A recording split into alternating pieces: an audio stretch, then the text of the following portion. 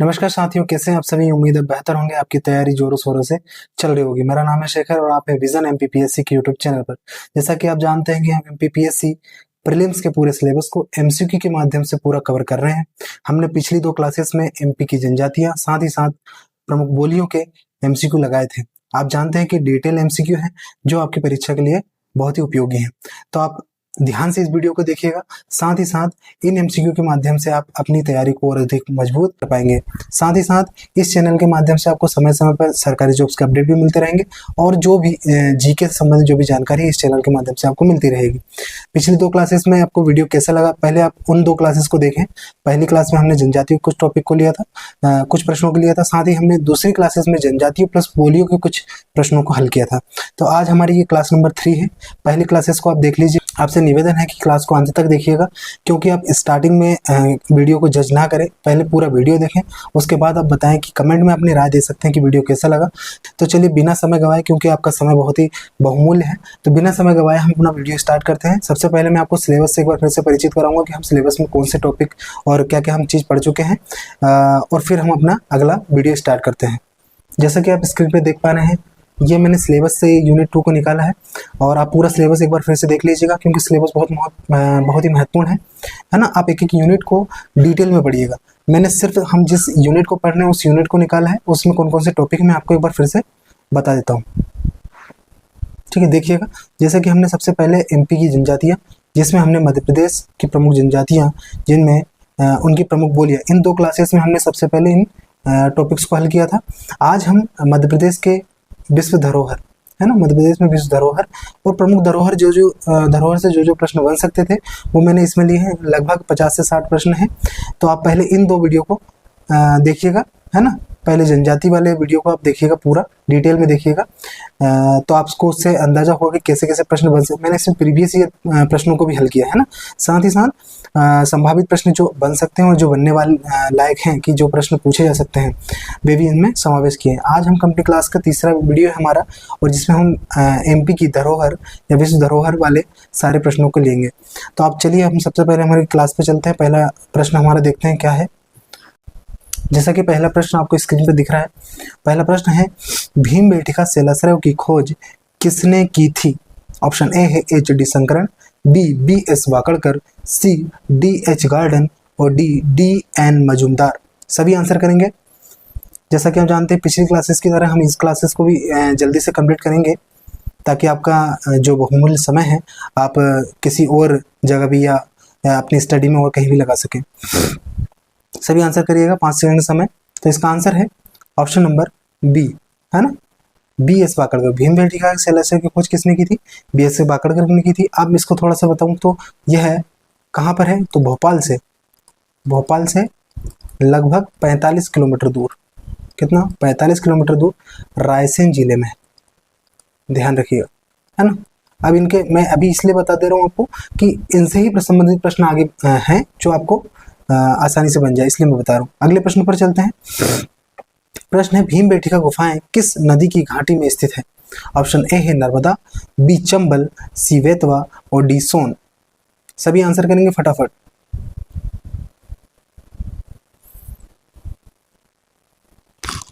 तो इसका आंसर है ऑप्शन नंबर सी, अर्थात बेतवा। भीमबेटका गुफाएं किस नदी की घाटी के किनारे हैं, तो यह है बेतवा। अगले प्रश्न पर चलते हैं। भीमबेटका विश्व धरोहर स्थल किस वर्ष घोषित किया गया था। ऑप्शन ए है 1978, बी 1982, सी 2003 और डी 2006। जितने भी संभावित प्रश्न बन सकते थे टॉपिक से, वो सारे प्रश्न इसमें लिए हैं।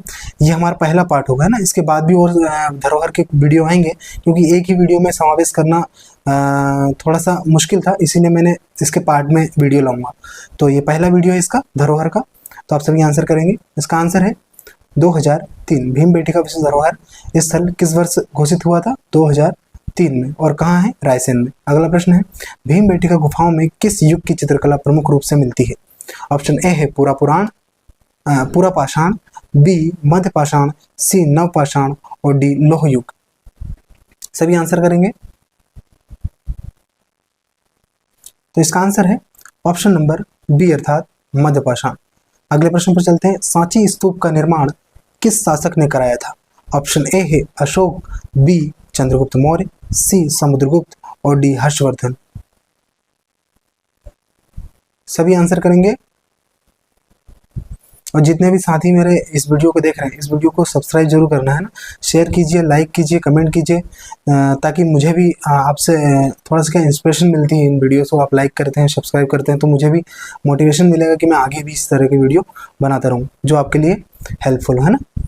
तो इसका आंसर है ऑप्शन नंबर ए, अर्थात सांची स्तूप का निर्माण अशोक ने कराया था।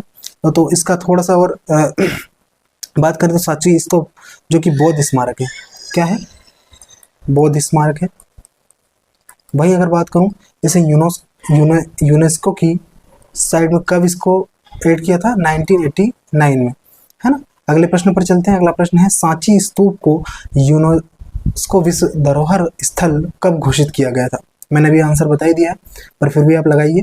1986 में, बी है 1989 और सी 1992 और डी है 2001। सभी आंसर करेंगे फटाफट। तो इसका आंसर है ऑप्शन नंबर बी, अर्थात सॉरी, इसका आंसर है ऑप्शन नंबर ए, है ना, 1986। अगले प्रश्न पर चलते हैं। सांची स्तूप का मुख्य द्वार तोरण किस काल का है। ऑप्शन ए है सुंग, बी सातवाहन, सी गुप्त और डी मौर्य। सभी आंसर करें फटाफट। इसका आंसर है ऑप्शन नंबर बी, अर्थात सातवाहन। सांची स्तूप का मुख्य तोरण द्वार सातवाहन काल का है। अगले प्रश्न पर चलते हैं। सांची स्तूप की किस जिले में स्थित है। ऑप्शन ए है विदिशा, बी भोपाल, सी रायसेन और डी सीहोर। सभी आंसर करेंगे। तो इसका आंसर है ऑप्शन नंबर सी, अर्थात रायसेन। मैंने आपको पिछले प्रश्नों में जैसे दो चीजें यहाँ पर आपको मिल गई होंगी ना, सांची स्तूप हो गया एक, साथ ही साथ भीम बेटिका। तो ये दोनों प्रश्न महत्वपूर्ण है। अगला प्रश्न है खजुराहो मंदिर समूह का निर्माण किस वंश ने कराया था। ऑप्शन ए है परमार, ऑप्शन बी चंदेल, सी गुप्त और डी शुंग। सभी आंसर करें। तो इसका आंसर है ऑप्शन नंबर बी, चंदेल। अगले प्रश्न पर चलते हैं। अगला प्रश्न है खजुराहो मंदिर समूह को विश्व धरोहर स्थल कब घोषित किया गया था। ऑप्शन ए है 1979, ऑप्शन बी 1982, सी 1986 और डी 1990, है ना। आंसर करिए सभी। तो इसका आंसर है ऑप्शन नंबर सी, खजुराहो कब, 1986 में। अगले प्रश्न पर चलते हैं। इसको थोड़ा सा ऐसा भी याद रख सकते हैं, KSB, है ना। तो खजुराहो कब, आपने अभी आपको देख ही लिया होगा 1986 में। वहीं सांची 1989 में और भीम बेटका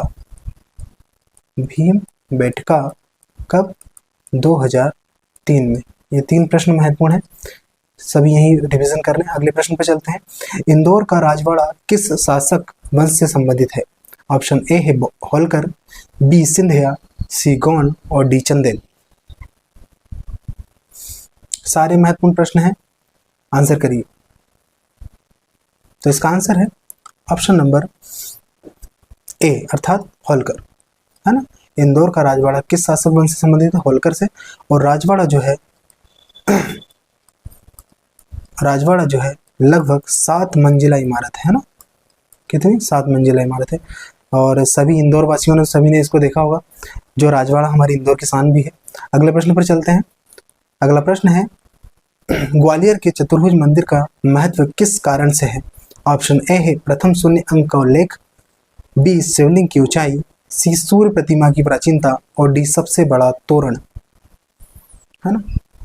क्या क्या महत्व है, इनसे भी प्रश्न बन सकते हैं, तो आंसर करेंगे सभी।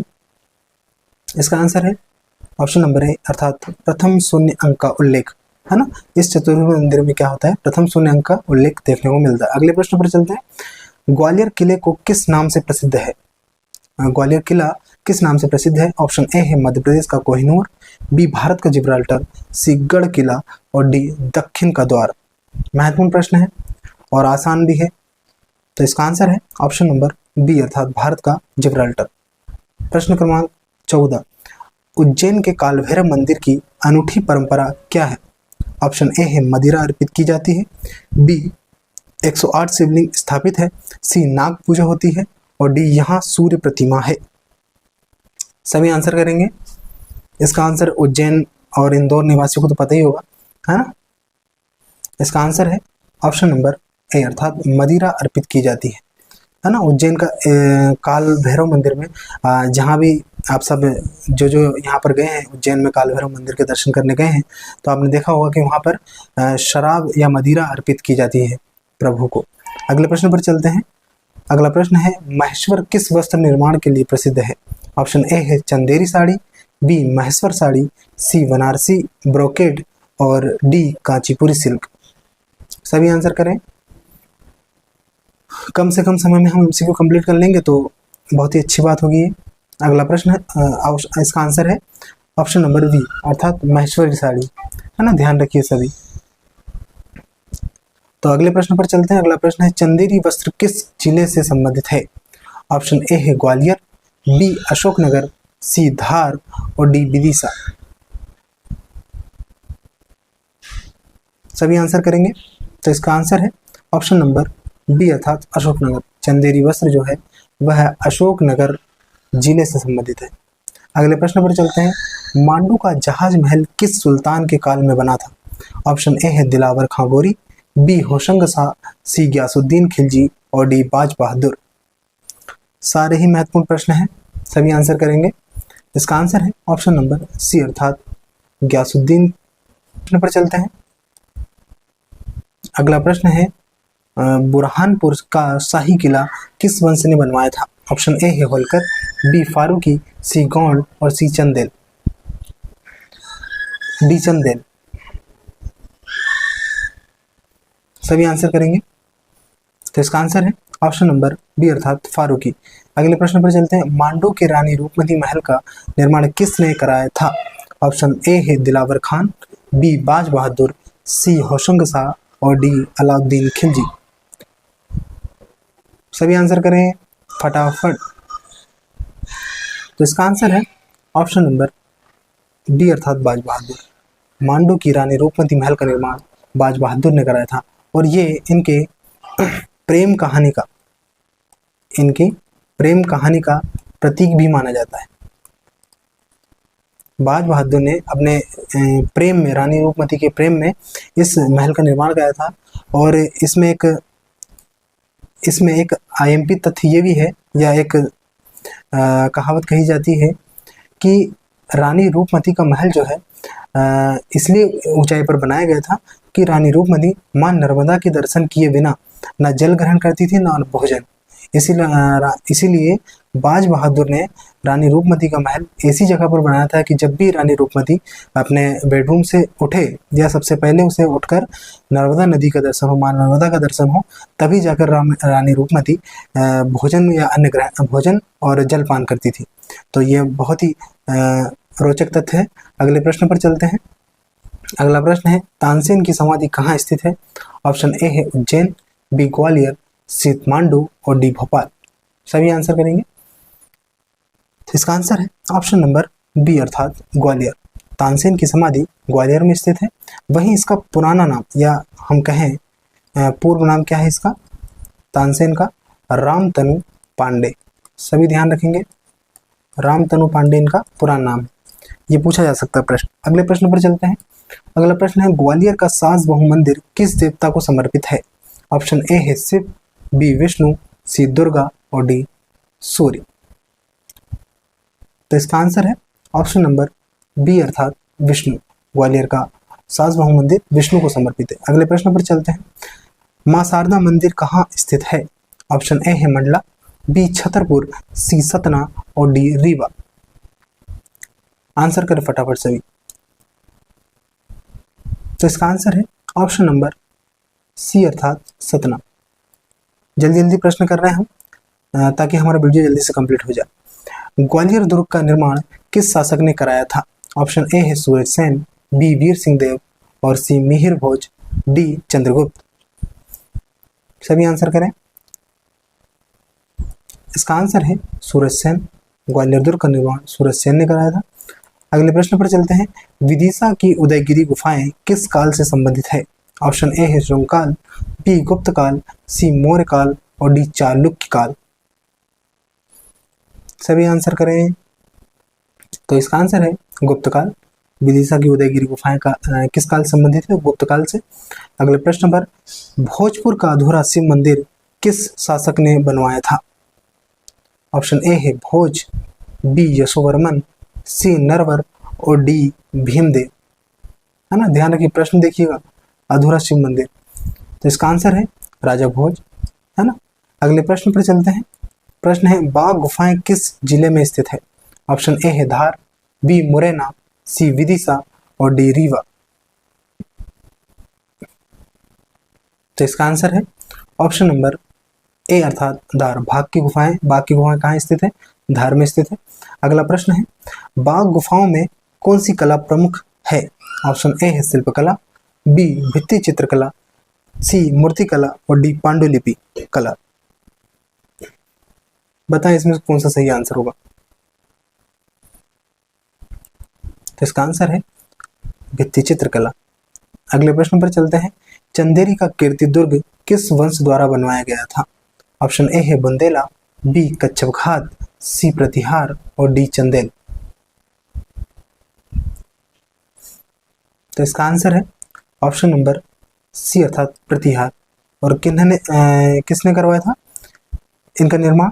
तो इनका निर्माण जो है कीर्तिपाल, प्रतिहार शासक कीर्तिपाल के द्वारा बनवाया गया था।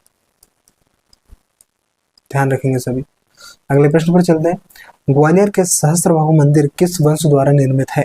ऑप्शन ए है परमार, बी कच्छपघात, सी चंदेल और डी गुप्त।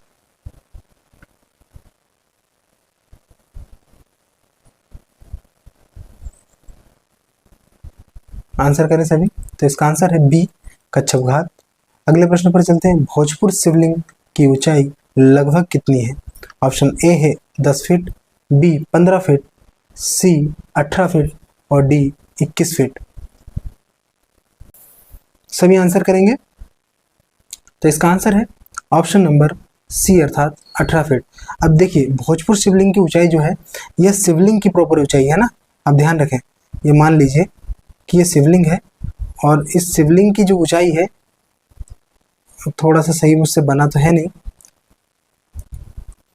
फिर से बना देता हूँ मैं। ये जो है शिवलिंग की ऊंचाई जो है,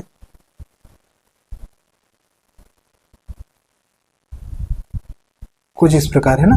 ये शिवलिंग मान लीजिए, तो शिवलिंग की जो ये ऊंचाई है, ये लगभग 18 फीट है।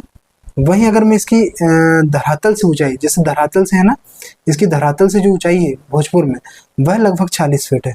अब ध्यान रखिएगा, है ना, 40 फीट है। अगले प्रश्न पर चलते हैं। अगला प्रश्न है, ग्वालियर किले की गुजरी महल किस शासक ने बनवाया था? अगला ऑप्शन ए है मानसिंह तोमर, बी सूरज सेन, सी वीर सिंह देव बुंदेला और डी महिपाल। कुछ त्रुटि अगर वीडियो में हो जाए तो आप थोड़ा सा मैनेज करिएगा ना, क्योंकि अभी मेरे पास ऐसा डिजिटल बोर्ड है नहीं, अभी मैं अपने लैपटॉप से बना रहा हूँ इस वीडियो को। तो इसका आंसर है ऑप्शन नंबर ए अर्थात मानसिंह तोमर। अगले प्रश्न पर चलते हैं। अमरकंटक का कर्ण मंदिर किस शासक ने बनवाया था? ऑप्शन ए है लक्ष्मीकर्ण, बी भोजदेव, सी यशोवर्मन और डी नरवर राज। तो इसका आंसर है ऑप्शन नंबर ए अर्थात लक्ष्मीकर्ण। अगले प्रश्न पर चलते हैं। प्रश्न है, ग्वालियर किले में स्थित मान मंदिर महल किस वास्तुकला का उदाहरण है? ऑप्शन ए है परमार, बी तोमर, सी सिंधिया और डी गुप्त। इसका आंसर है ऑप्शन नंबर बी अर्थात तोमर। अगले प्रश्न पर चलते हैं। प्रश्न है तोमर, ये मान मंदिर जो है मान सिंह तोमर है ना, नाम याद देखिएगा यहाँ पे, मान सिंह तोमर के द्वारा।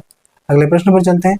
खजुराहो के कंदरिया महादेव मंदिर का निर्माण किस शासक ने किया था? ऑप्शन ए है धंगदेव, बी यशोवर्मन, सी जयवर्मन और डी नरसिंह। तो इसका आंसर है ऑप्शन नंबर ए अर्थात धंगदेव। कंदरिया महादेव मंदिर का निर्माण किस शासक ने करवाया था? तो धंगदेव ने करवाया था, और जो कि शिव को समर्पित है। ये मंदिर किसको है? शिव को समर्पित है।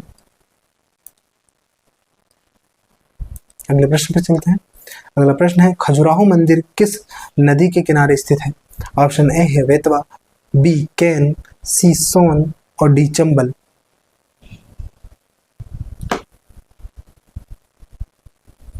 तो इसका आंसर है ऑप्शन नंबर बी अर्थात केन। खजुराहो मंदिर केन नदी के किनारे स्थित है। अगला प्रश्न है विदिशा के हेलियोडोरस स्तंभ को स्थानीय लोग किस नाम से जानते हैं? ऑप्शन ए है विष्णु स्तंभ, बी गरुण स्तंभ, सी सूर्य स्तंभ और डी चक्र स्तंभ।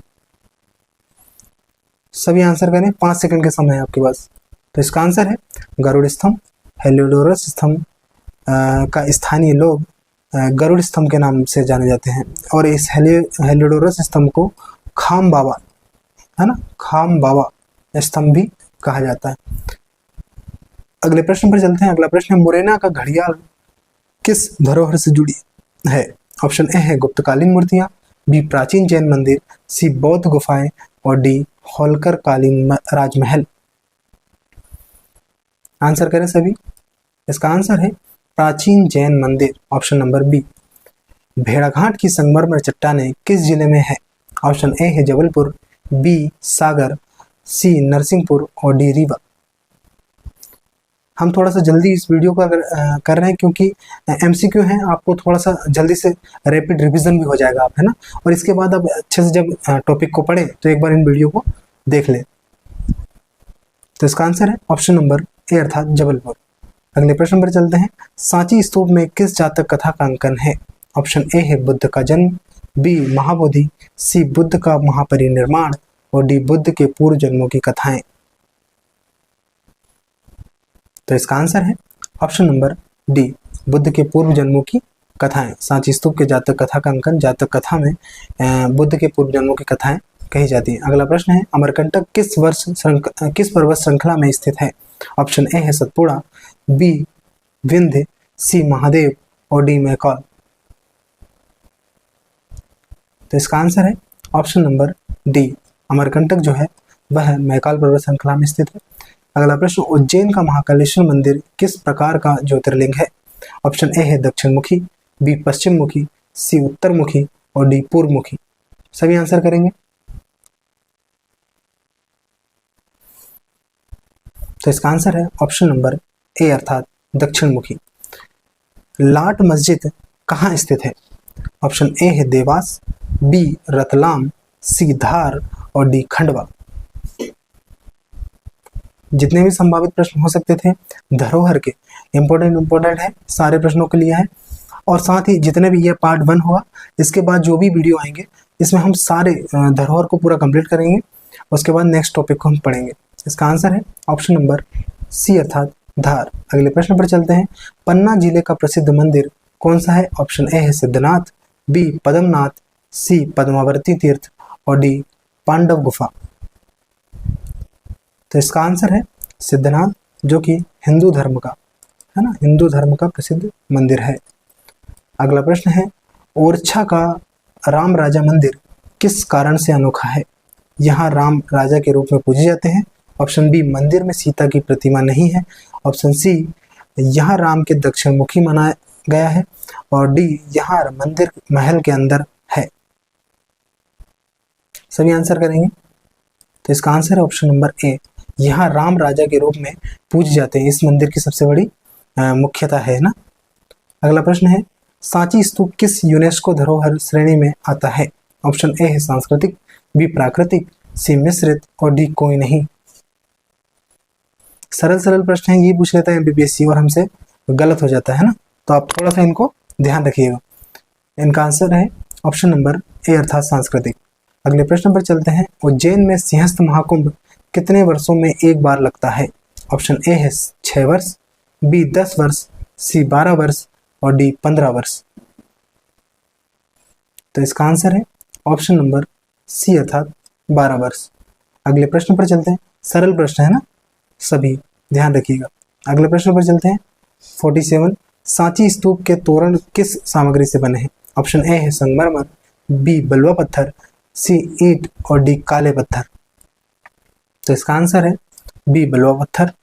अगले प्रश्न पर चलते हैं। प्रश्न है कंदरिया महादेव मंदिर कहाँ स्थित है? ऑप्शन ए है मांडू, बी भोपाल, सी खजुराहो, डी दमोह। इसका आंसर है खजुराहो। कंदरिया महादेव मंदिर कहाँ है? खजुराहो में स्थित है। अगले प्रश्न है ग्वालियर किले का निर्माण किसने कराया था? ऑप्शन ए है सूर्यसेन, बी मान सिंह, सी राजा भोज और डी इनमें से कोई नहीं। इसका आंसर है सूर्यसेन। ग्वालियर किले का निर्माण सूर्यसेन। ये प्रश्न रिपीट हो गया, हमने पिछले प्रश्न में इसको कर लिया था, ये बाय मिस्टेक स्लाइड फिर से लग गई है। अगला प्रश्न है बुंदेलखंड की आला उदल गाथा किस धरोहर से जुड़ी है? ऑप्शन ए है काव्य धरोहर, बी स्थापत्य धरोहर, सी लोक चित्रकला और डी शिलालेख। 5 सेकंड का समय। इसका आंसर है काव्य धरोहर। अगले प्रश्न पर चलते हैं। जबलपुर का मदन महल किस वंश का स्मारक है? ऑप्शन ए है गोंड, बी परमार, सी तोमर और डी चंदेल। तो इसका आंसर है गोंड। जबलपुर का मदन महल जो है गोंड वंश का स्मारक है। अगला प्रश्न है भोपाल का भारत भवन किस वर्ष स्थापित हुआ? ऑप्शन ए है 1975, बी 1982, सी 1985 और डी 1990।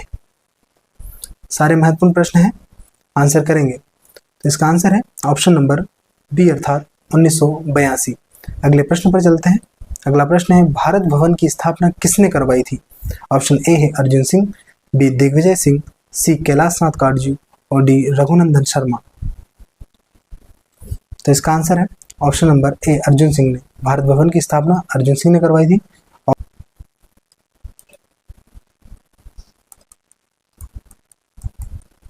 इंदिरा गांधी जी ने। अगले प्रश्न पर चलते हैं। इंदौर का लाल बाग पैलेस किस शासक ने बनवाया था? ऑप्शन ए है यशवंतराव होलकर द्वितीय, बी अहिल्याबाई होलकर, सी तुकोजीराव होलकर और डी मल्हारराव होलकर। तो इसका आंसर है ऑप्शन नंबर सी अर्थात तुकोजीराव होलकर। अगले प्रश्न पर चलते हैं। भोपाल के गौहर महल का निर्माण किसने कराया था? ऑप्शन ए है कुत्सिया बेगम, बी गौहर जहां बेगम, सी शाहजहां बेगम और डी सिकंदर बेगम। इसका आंसर है कुत्सिया बेगम।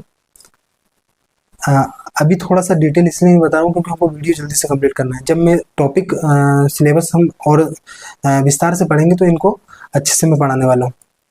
अगला प्रश्न है ग्वालियर के संगीत समारोह तानसेन समारोह का आयोजन कब होता है? ऑप्शन ए है जून जुलाई, बी सितंबर अक्टूबर, सी दिसंबर और डी फरवरी।